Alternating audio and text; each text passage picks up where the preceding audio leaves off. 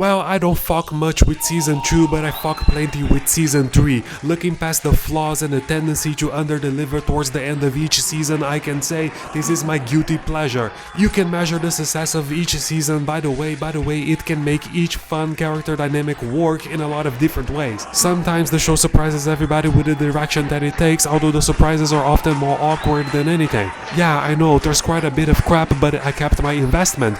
And when the show got towards the end, it got more thrilling. It felt like Villanelle was about to wear Eve's skin. This might be the quintessential It Gets Good after season 5 show, but if they kept that up, it would have ended beautifully, satisfyingly. My eyes were open for the final season, but in the end, being blind would have been better. But I liked the show. Because in the heart, this show is a jolly piece of British dog rolling. In the heart, this is a gobsmacking, thang-fastic, low-key dark comedy that didn't lose the plot into the final season. So I have no guilt of this pleasure, of this visual piece of British cuisine, this frankly okayish show that hurts the belly but pleases the eye. I will spare your time and spoil the show. These choose Caesar in season 4.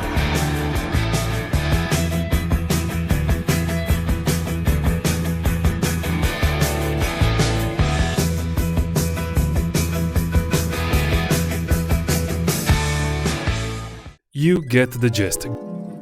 Guy writes book gets picked up, book becomes show, starts strong, ends in shambles with the worst series finale since Game of Thrones.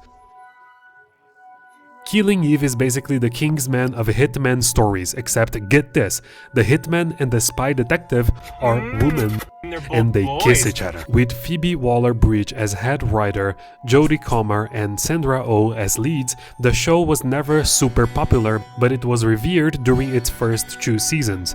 While the 3rd season got more accusations for being bad than a party guest at Didi's.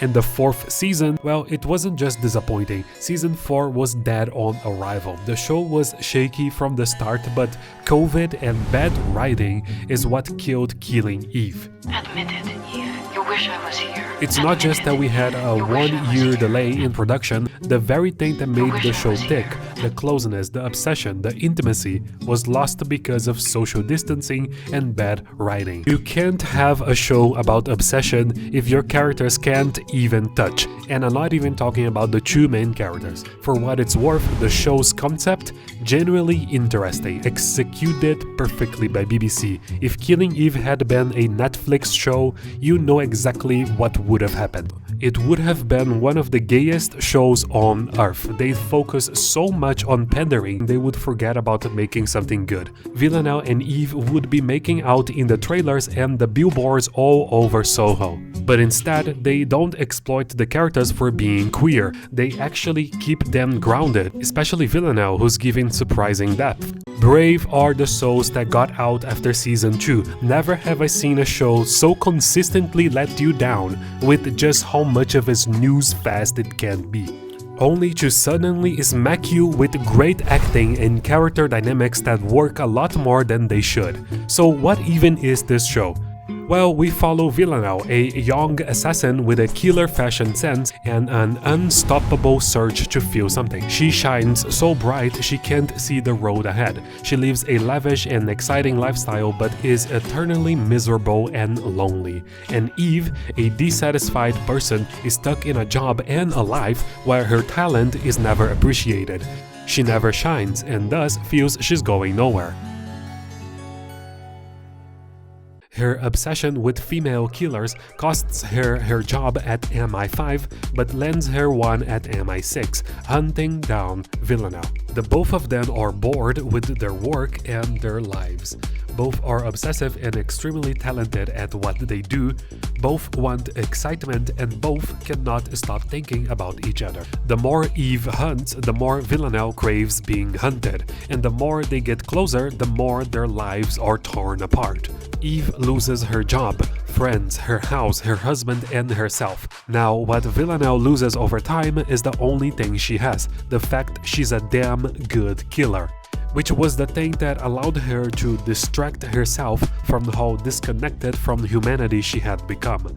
she's not so sure of who she is and where she came from at the end. It was on season 3 where we could finally see the best example of what does make the show work and why exactly season 4 doesn't. In season 3, the show makes Carolyn and Konstantin effectively main characters, and in doing so, it reveals why the show works. It's the character dynamics. The show really runs on 2 clusters of characters, Eve and MI6 and their supporting characters on one side, Villanelle, the 12 and their supporting characters on the other. And whenever those clusters collide, the subplots get messier, but the main story gets richer. Carolyn is Eve's recruiter and boss, pushing her obsession to make her a 2 in her own hunt. Through her, we meet MI6 characters and her son, Kenny. She also has a romantic past with Konstantin, she has ties to the FSB, and she even visits Villanelle in prison, always hinting at deeper motives. Konstantin, meanwhile, is Villanelle's handler and part of the 12, but constantly shifts sides. FSB, the 12, MI6, and ultimately himself. In season 3, he even spies on Carolyn by seducing her daughter, and it's revealed that he played a role in Kenny's death. The dry humor, Villanelle herself, the stylish kills, and the romance with Eve, that's what gives the show life. But this is what keeps the show alive.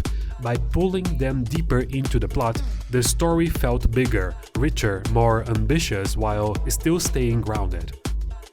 Season 3 leaned more into drama than dark comedy, and for once, it actually worked. It's the season with the most development. No other season had this many impactful realizations, this much genuine character growth. Let me be clear, is everybody 6 feet apart this season?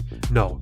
Do chickens lay eggs anywhere other than out of their assholes? The reality is, season 4 is the one where they wanted the main characters to be apart, going their own way. And not only did they do that horribly, but what followed wasn't nearly as interesting as it should have been.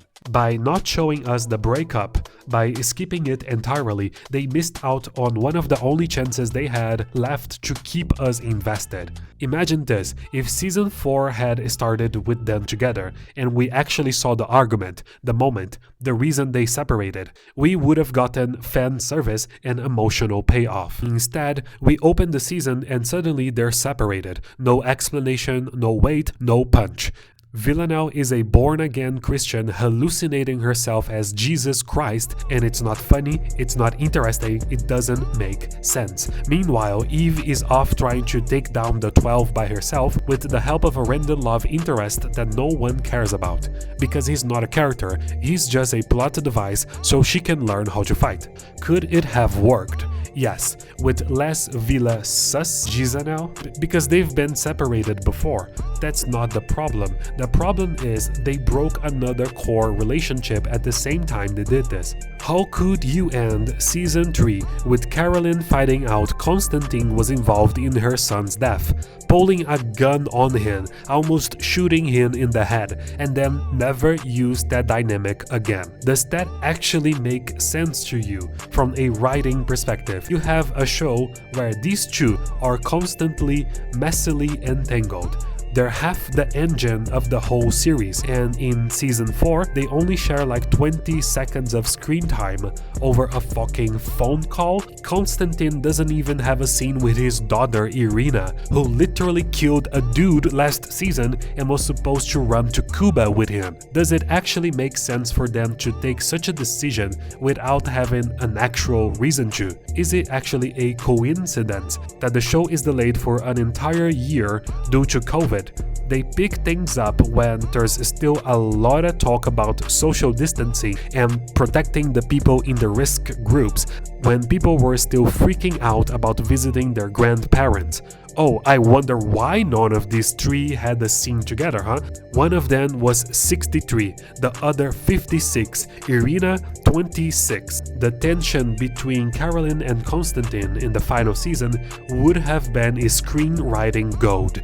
You don't throw that away unless you have no choice. But this show has done it before. Remember season 2? Remember the ghost? They hyped her up as an assassin for half a season. Did Villanelle fight her? Did Villanelle and her work together? Did they even share a scene together? Nope. So who knows? I don't even think the writers do. This show has heaps of missed opportunities. That's why the thumbnail for this video is what it is. That right there just sums up the entire show, because if Killing Eve was flirting, the writers would have no bitches. I could point out, however, that there's another actress in her 50s or something that is still had scenes with a much younger girl during that season. But that would actually mean COVID had nothing to do with it, and the writers generally thought they were cooking, and this has been frustrating enough. Now, if you want to see me actually cook another video, hit subscribe. A loaf of bread, a container of milk, and a stick of butter. A loaf of milk, a container of bread, and a Joe Dirt DVD. A Joe Dirt DVD, Scarlett Johansson, and Treasure from a Fish Tank.